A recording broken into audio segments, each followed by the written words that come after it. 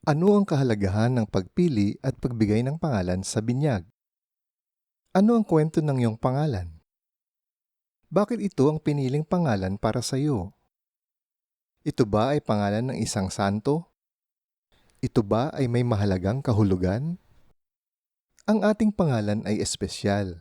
Kinakatawan nito ang ating pagkatao. Kilala tayo ng Diyos at tinatawag sa ating pangalan.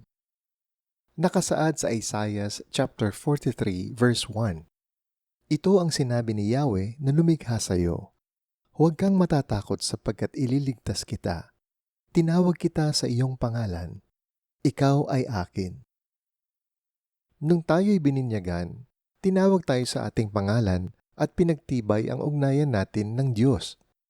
Habang binubuhusan ng ating ulo ng holy water, binigkas ng pari ang ating pangalan at bininyagan tayo sa ngalan ng Ama, ng Anak at ng Espiritu Santo. Nang bininyagan tayo, inampon tayo ng Diyos bilang kanyang anak.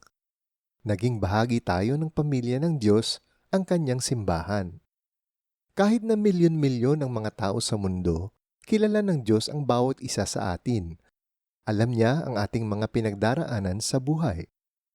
Hindi malilimutan ng Diyos ang ating pangalan. Inaalagaan niya tayo araw-araw. Nakasaad sa Isaiah chapter 49, verses 15 to 16. Ang sagot ni Yahweh, malilimot kaya ng ina ang sarili niyang anak? Hindi kaya niya mahalin ang sanggol niyang iniluwal?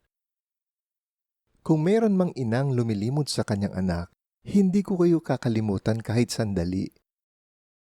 Hinding-hindi kita malilimutan. Ang pangalan mo'y nakaukit sa aking mga palad. Mga magulang, ipagdasal natin ang mga pipiliing pangalan ng ating anak.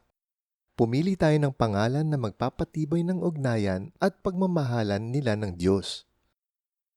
Ipinangalan ba tayo sa isang santo? Hinga natin ng tulong at tularan ang santong kapangalan natin. Naway lumaking mapagmahal at banal din tayo tulad niya. May espesyal na kahulugan ba ang ating pangalan? Humingi tayo ng grasya upang maisabuhay ang kahulugan nito. Pagninilay. Anong pangalan ang nais ng Diyos para sa aking anak? Paano ko pahahalagahan at isasabuhay ang kahulugan ng aking pangalan? Paano ko igagalang ang pangalan ng aking kapwa? Manalangin tayo. Diyos na mapagmahal, noong ako'y bininyagan, tinawag po ninyo ako sa aking pangalan.